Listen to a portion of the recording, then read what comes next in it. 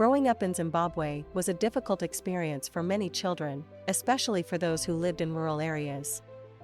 For the young entrepreneur, it was no different. He was born in a small village in the countryside, and his family was poor.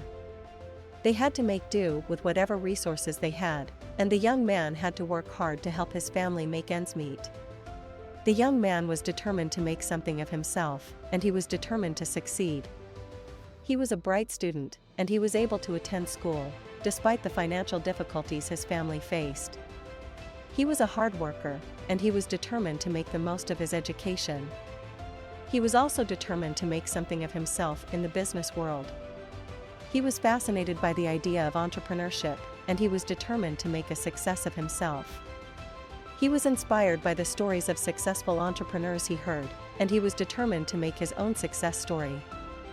He was also determined to make a difference in his community.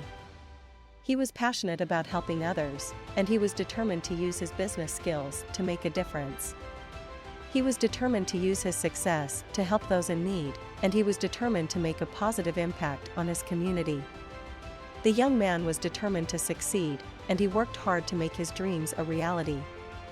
He was determined to make something of himself, and he was determined to make a success of his business.